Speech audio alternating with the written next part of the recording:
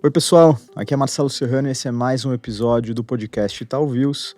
Antes de começar, eu deixo o recado para você que nos acompanha aqui no podcast, seguir as nossas outras plataformas. A gente tem criado conteúdos exclusivos para o Instagram, compartilhado os relatórios do Research e da Macro no Telegram e disponibilizado vídeos também no YouTube, onde vai estar disponível a edição desse podcast.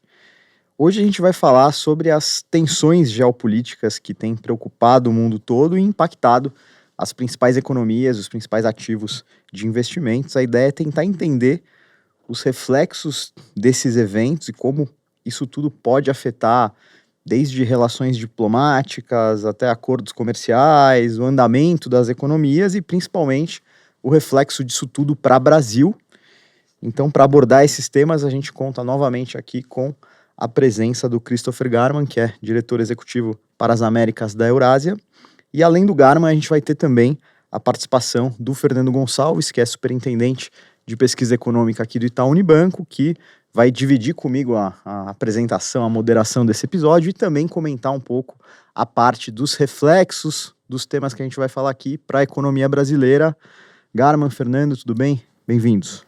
Tudo ótimo, Marcelo. Prazer estar aqui nessa conversa. Prazer é nosso, obrigado por ter aceitado o nosso convite. Para a gente começar, Garman, toda a tensão entre Israel e Palestina, além de deixar a todos consternados, enfim, é uma situação muito delicada, preocupa em relação ao nível de escala que isso pode chegar, né? Como você avalia hoje essas tensões no Oriente Médio como um todo e até onde você acha que isso pode escalar? Não, perfeito. Não, é uma situação dramática, uma tragédia humanitária em vários níveis. E eu acho que o debate hoje é o grau em que isso vai escalar, não se vai escalar. Então, evidentemente, depois do ataque terrorista do Hamas em Israel, colocou Israel numa posição quase impossível. Existe um consenso hoje em Israel sobre a necessidade de eliminar a ameaça de Hamas para o país, né? Que não mais se pode conviver com essa ameaça nas suas fronteiras. O desafio, evidentemente, é como atingir esses objetivos sem impor uma nova crise humanitária na faixa de Gaza que já está ocorrendo, né? Não só já temos várias cenas de bombardeamento com custo elevado para a população civil, mas também em curso um plano de algum grau de ocupação. Então, o que nós estamos enxergando hoje é que as ruas do Oriente Médio estão se acendendo, se revoltando perante a contraofensiva israelense, e isso só deve piorar daqui para frente. Então, achamos provável que haja algum grau de escalonamento. Todo mundo e nós na Eurásia estamos de olhos na fronteira do norte do Israel, com a possibilidade de Hezbollah entrar nesse conflito, seja por uma ação preventiva de Israel, seja por Hezbollah reagindo aos eventos na faixa de Gaza. Estamos de olho também nos chamados proxies militantes de Irã na região, também em Iêmen, que podem ter assim até bases militares, forças militares americanas como alvos, não só de Israel. Então, existe esse potencial de poder ter um escalamento maior, que é provável que haja. É claro que isso ocorre num contexto onde Israel estava tendo avanços de negociações geopolíticas na região. A posição israelense estava numa posição geopolítica mais vantajosa das últimas décadas. Você estava prestes a assinar um acordo de normalização com a Arábia Saudita, normalizou relações com outros países na região. Foi essa mesma razão que a Hamas tomou essa iniciativa, para poder tirar esse momento favorável a Israel na região. Mas esses governos que mesmo não queiram um conflito expandido têm que reagir às suas próprias ruas. Então, esses são os equilíbrios que vão ditar e pautar esse conflito futuro. Assim, achamos que vamos ter um escalado com o Hezbollah, algum tipo de conflito vai escalar, vai polarizar tremendamente a região, vai dividir as opiniões na Europa também, particularmente, que tem populações muçulmanas que vai colocar os seus governos na defensiva, mas a salvaguarda, pelo menos, é que dificilmente esse conflito vai escalar ao ponto de interromper exportação de petróleo na região. Não só Israel, Estados Unidos e outros aliados e outros países na região não querem que haja um conflito direto com Irã. Irã não tem o interesse também de entrar no conflito direto contra Israel e os Estados Unidos. Então, eles devem agir de forma através dos seus aliados, seus proxies na região. E Irã também não vai querer interromper a exportação de petróleo na região, porque também impacta outros países aliados no Oriente Médio. Então, achamos que o conflito vai escalar, mas não ao ponto de ter esse contágio para a economia global que se traduziria através de um aumento substantivo e duradouro de aumento de preços de petróleo. Perfeito. Perfeito. Cris, obrigado pela presença, prazer estar aqui com você. Eu queria aproveitar a sua presença aqui para a gente ampliar um pouco a discussão geopolítica mundial, que, obviamente, o tema quente é o tema do conflito no Oriente Médio, mas a gente tem diversos outros temas, né? Ainda temos o tema de Rússia-Ucrânia, temos um embate cada vez maior entre Estados Unidos e China, que envolve Taiwan. Uhum. E eu queria perguntar um pouco para você sobre esses demais temas, a ligação entre eles, qual é a visão que você tem sobre esses assuntos e talvez destacando o risco geopolítico que ainda não eclodiu, que você vê como mais provável, mais preocupante. Perfeito. Excelente pergunta.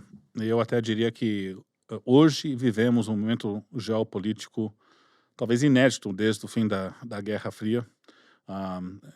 Eu estou trabalhando como consultor de geopolítica, uma empresa de geopolítica na Eurásia já há quase 25 anos, ou mais de 20 anos, e nunca vivemos um momento como esse, onde nós temos as placas tectônicas geopolíticas mudando tão dramaticamente, mesmo que ocorra num período lento de ano a ano, mas é muito relevante.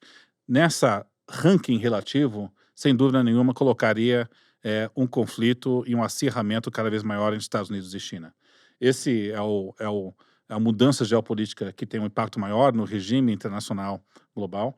A gente está vendo um consenso cada vez maior em Washington de um lado, Beijing em outro, de cada lado vendo o outro como seu principal inimigo geopolítico, geoestratégico. O que alguns achavam que era uma postura bélica do governo Trump com relação à China, ficou claro que há um consenso partidário em Washington. Quando Biden entrou, não retirou as tarifas e até colocou restrições de investimento até mais profundas. Em Beijing, exacerbado pela a crise da Covid-19 e a guerra da Ucrânia, também viram que os custos associados a uma interdependência econômica com os Estados Unidos e a Europa, e enxergando Washington com um objetivo claro de só contê-los geopoliticamente e que não tem interesse numa cooperação econômica maior.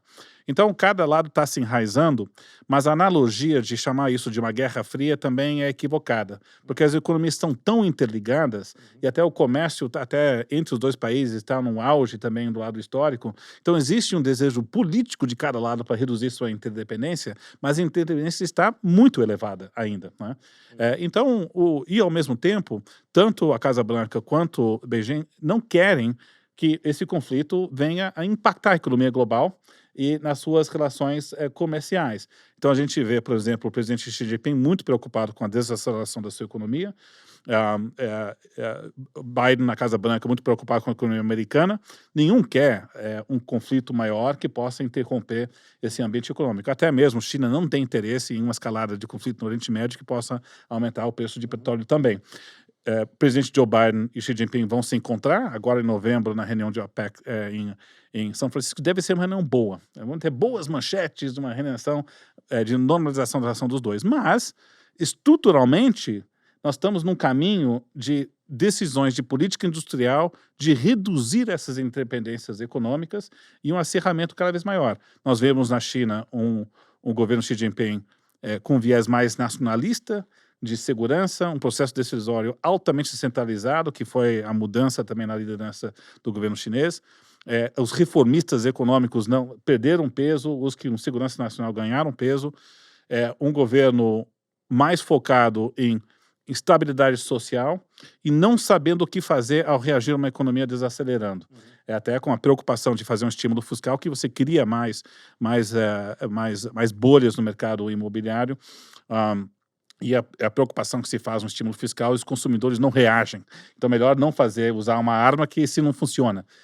E aí nós temos, pelo menos, 2 eventos que podem, nos próximos anos, deteriorar essa relação Estados Unidos e China. A primeira é a eleição em Taiwan.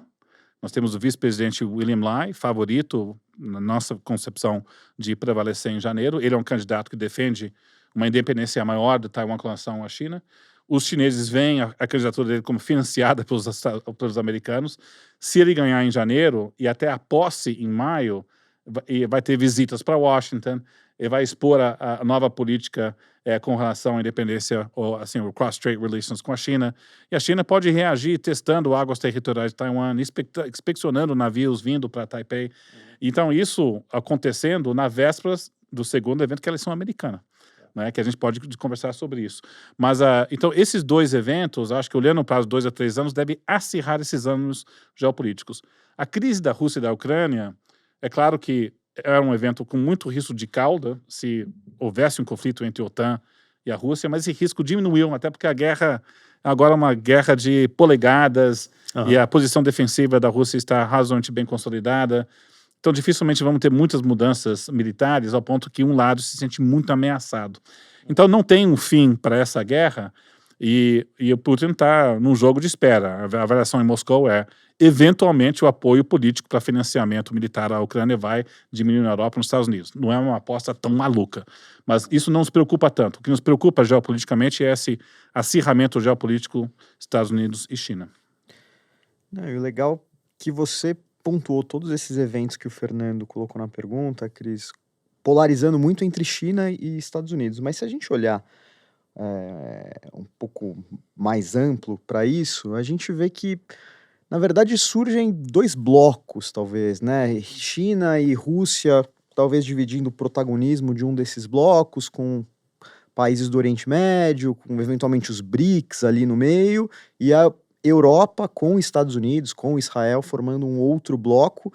Queria perguntar se você concorda com essa visão, a formação desses blocos num acirramento de uma tensão geopolítica global, e principalmente como o Brasil fica nesse contexto, né? Considerando que a gente tem se apresentado de uma maneira mais vocal nessas discussões globais, né? E tem uma relação histórica com o bloco, mas faz acenos a outros, então queria entender como você vê tudo isso. Eu queria aproveitar até, Cris, antes de você responder a pergunta do Marcelo e adicionar o tema do BRICS, né? Que tem um plano de expansão relevante. Como é que você vê isso? Isso é algo relevante o suficiente para ser comparado com a estrutura que foi feita ali no pós-guerra, rivaliza com essa estrutura de FMI, Banco Mundial, essas instituições internacionais que foram criadas ali no pós-guerra?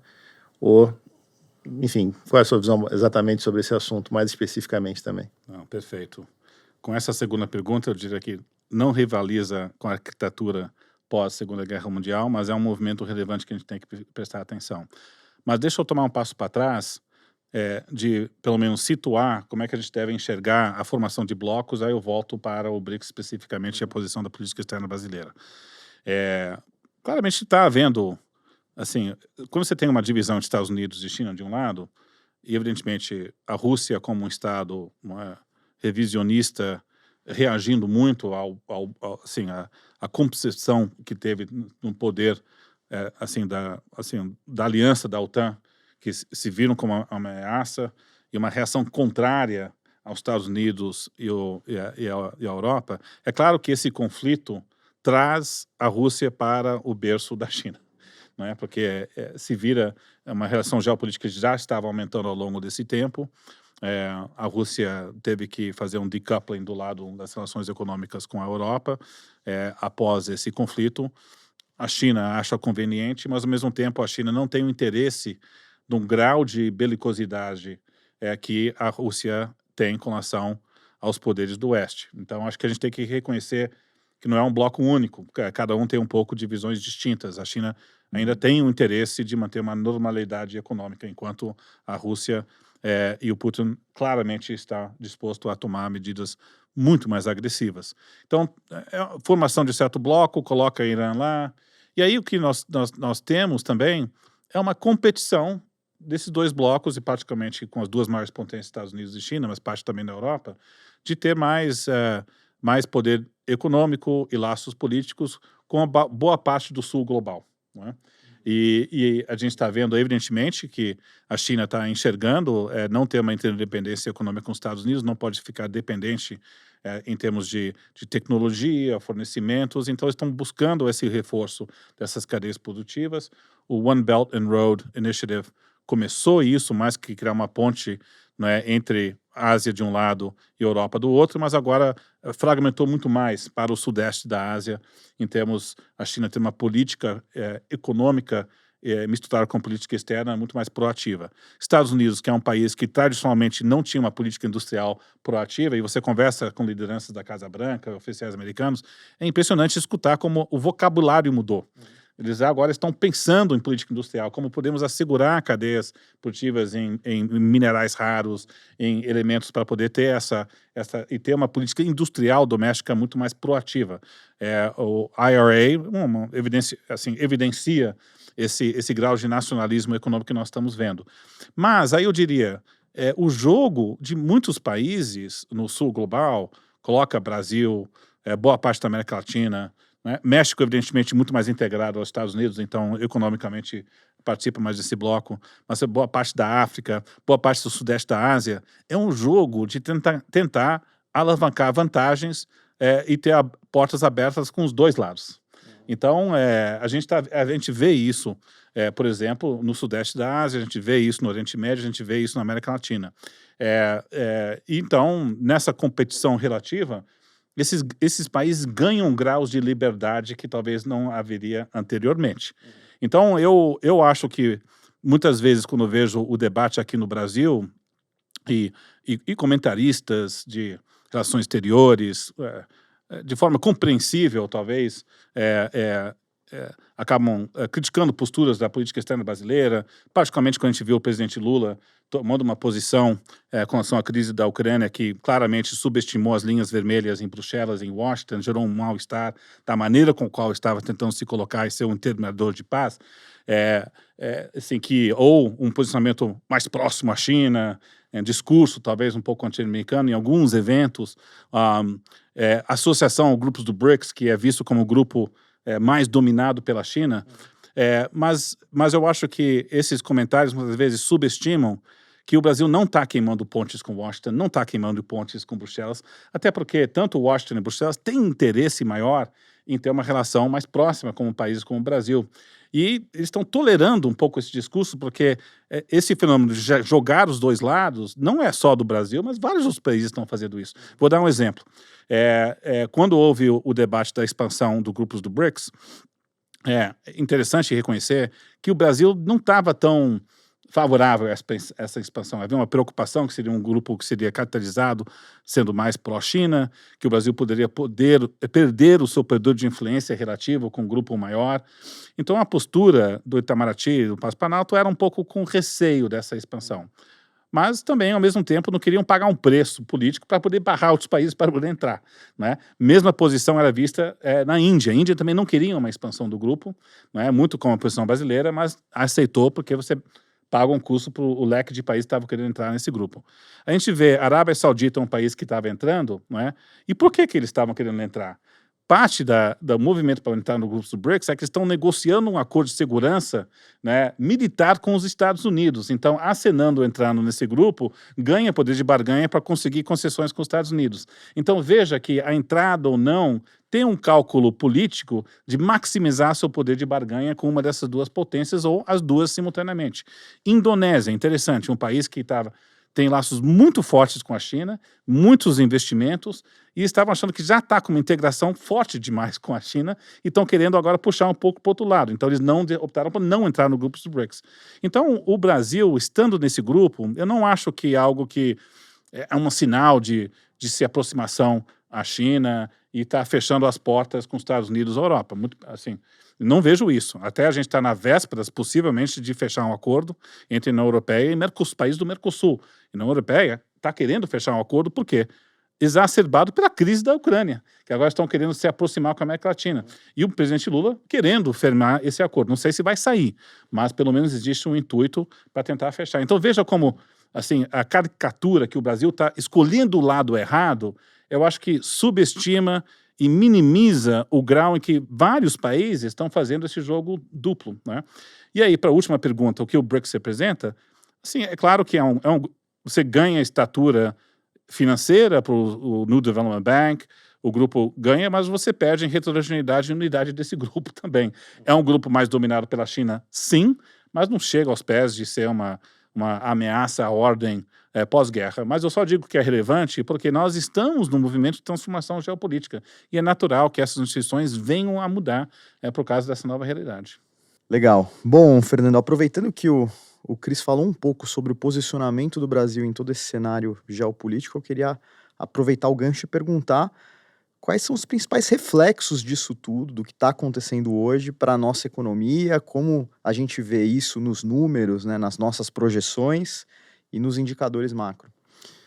Perfeito, Marcelo. Eu acho que é muito interessante uma pessoa experiente como o Cris no tema geopolítico.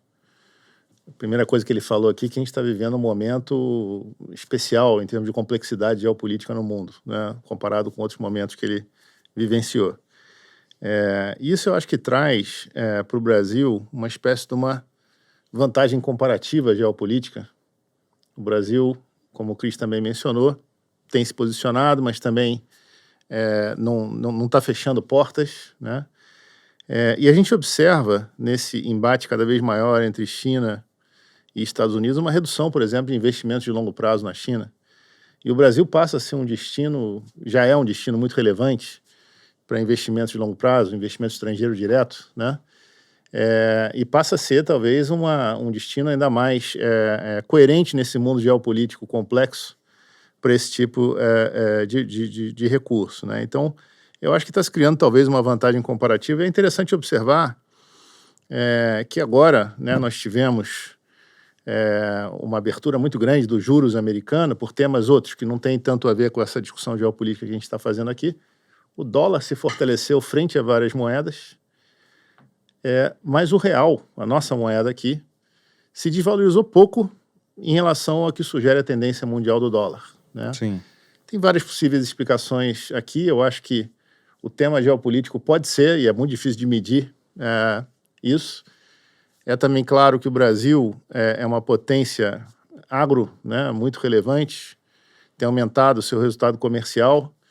Isso eu acho que quando a gente junta com o tema geopolítico, é um país que tem uma segurança alimentar muito relevante, que traz uma segurança para os seus parceiros.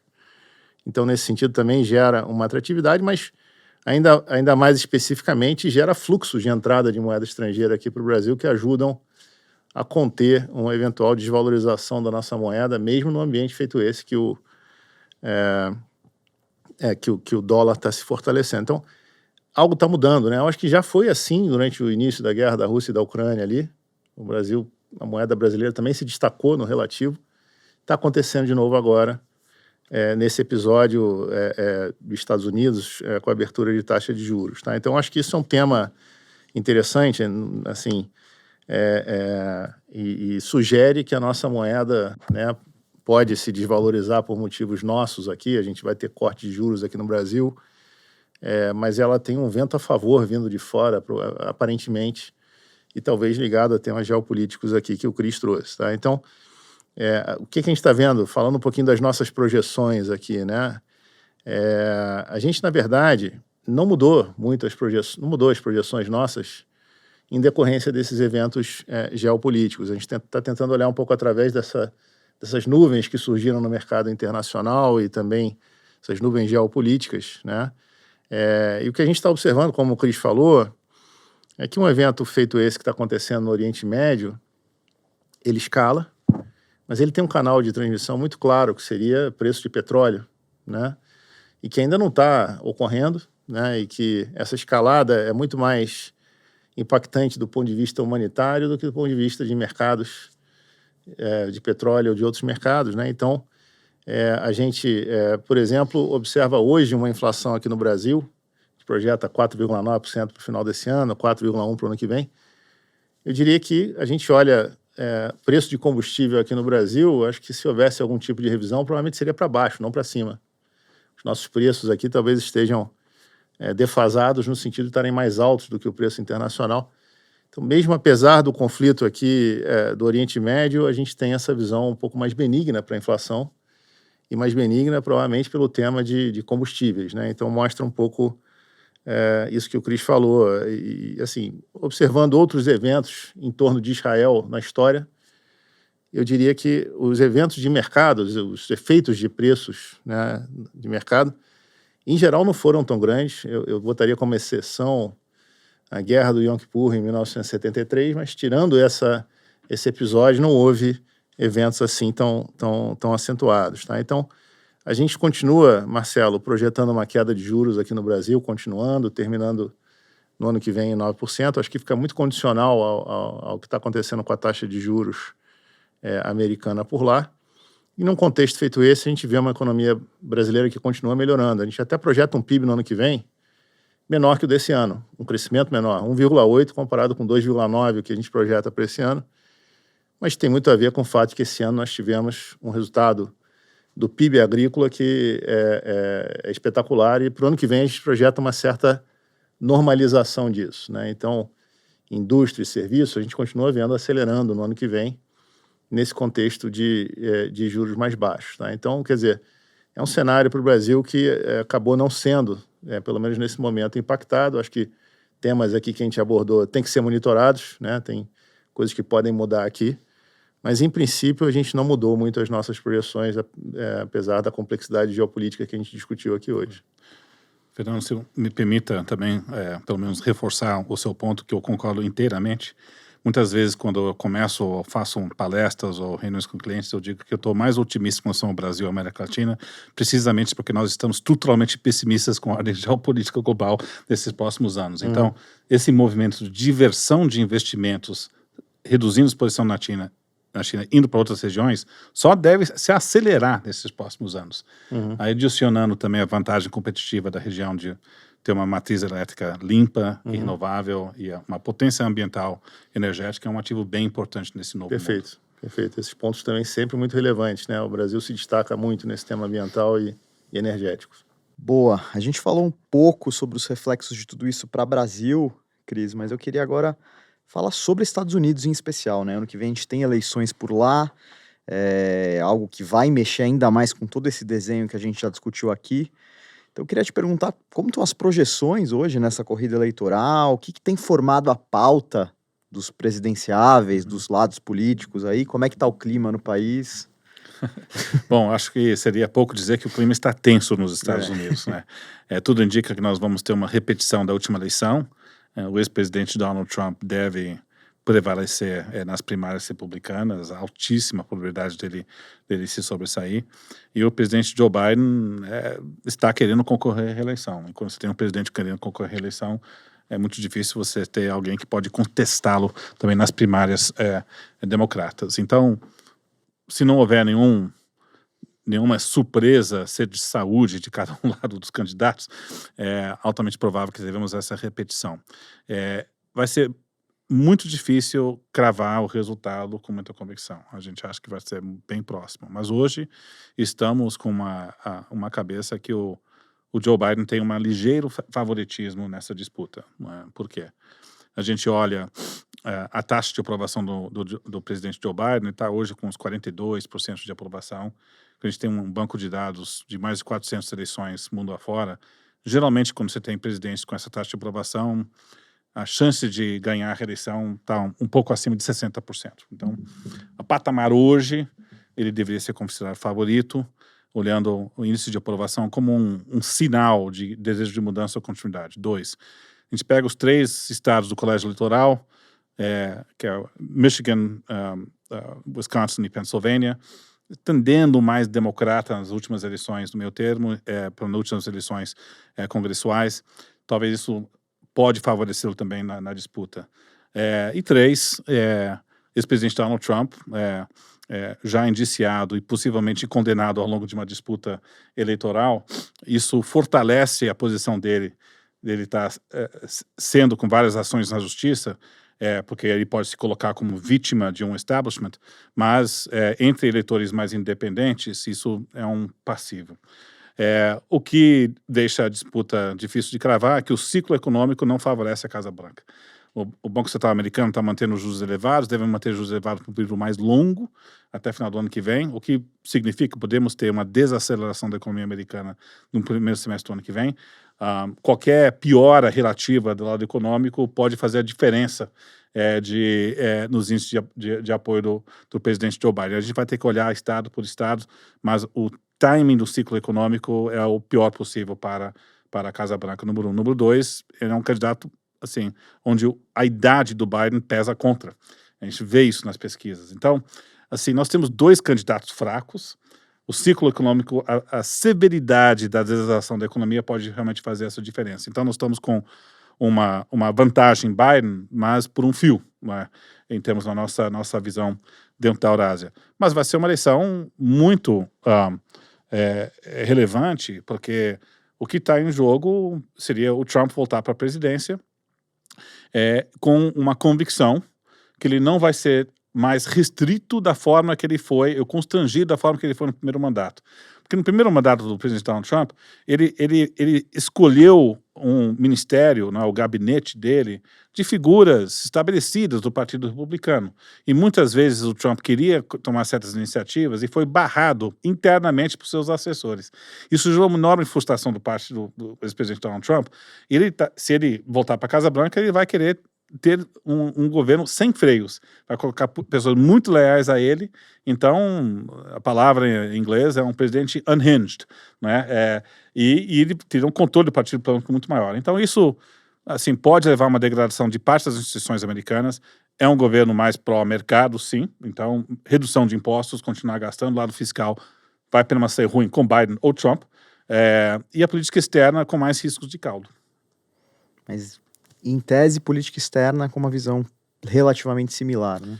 Similar, até ao ponto que hoje em Beijing está havendo um debate de qual dos 2 candidatos seria pior para eles. Eles não sabem responder essa pergunta. O fato que eles não sabem responder a pergunta é um sinal de que existe esse consenso, né, do lado externo. Claramente haverá mudanças na postura americana com relação à guerra na Ucrânia. Isso podemos ter uma mudança dramática. Os aliados americanos na Europa estão em pânico com a perspectiva do Trump voltar, porque aí os Estados Unidos pode cortar o financiamento militar para a Ucrânia. E o presidente Donald Trump, vamos dizer, tem uma relação especial com Putin que muitos têm dificuldade de entender. Mas, então, isso será uma mudança. Com relação à China, não tanto, mas eu diria que fica uma relação um pouco mais imprevisível, porque ele tem um temperamento que pode levar a reações desproporcionais a certos eventos, enquanto que a política externa do presidente Joe Biden é muito mais seguida pelos os padrões do profissionalismo da diplomacia externa americana, do Departamento de Estado. O Trump é uma liderança que segue seus instintos mais e talvez não segue, não é, as medidas proporcionais. Então, por isso que eu digo que o risco de cauda talvez seja maior no governo Trump. Perfeito. Para a gente fechar essa discussão, Cris, você comentou um pouco sobre o limite de impacto na economia global de todas essas tensões, o petróleo relativamente sob controle, mas como é que a gente pode aprofundar a discussão sobre os impactos, seja nos fluxos de investimentos globais, seja nos preços dos ativos, como o próprio petróleo? Como é que você vê, com um pouco mais de profundidade, a tradução desses conflitos para investimentos, para as finanças globais? Eu acho que, de um lado, o Fernando colocou bem. Você está tendo um debate muito grande em empresas multinacionais na Europa, nos Estados Unidos, e até fundos de investimento, de como que você reduz a exposição à China, tem mais segurança nas suas cadeias produtivas globais, vai ter uma regionalização maior do investimento, com prêmio de segurança. Então, a América Latina pode se beneficiar desse reposicionamento de deslocamento de fluxos de investimento, mercado financeiro e também investimento direto. Gera mais ineficiência, né? Se países prezam segurança alimentar, energética, isso também reduz, né, um prêmio para segurança e menos para menor custo e eficiência. Então, a economia global tende a sofrer em termos relativos a isso. Então, talvez a economia global sofre com esse fenômeno, mas terá ganhos relativos entre os países, né, que possam ganhar em termos relativos. Sudeste da Ásia, América Latina pode ganhar acho que devem ganhar em termos relativos com esse tensionamento maior, sem dúvida nenhuma. E Brasil, a gente olha, nós vamos ter mais investimentos chineses, também querendo reduzir a interferência nos Estados Unidos e na Europa, e mais investimentos da Europa e provavelmente nos Estados Unidos também nessa região. E por último, tudo isso no contexto de transformações dramáticas tecnológicas e climáticas. Então, não só do lado geopolítico, quais países têm vantagens nesse novo mundo de exigência de ter uma pegada de carbono menor. E aqui é uma vantagem competitiva que o Brasil certamente tem e que pode atrair investimentos nesse contexto. Legal. Bom, acho que a gente conseguiu cumprir bem a pauta de hoje. Eu queria, antes de terminar, agradecer as participações do Cris e do Fernando nesse episódio. Obrigado, Marcelo. Foi um prazer, Cris. Obrigado por ter se juntado a nós hoje. Não, Fernando, muito obrigado. Marcelo, um prazer participar dessa conversa. Boa.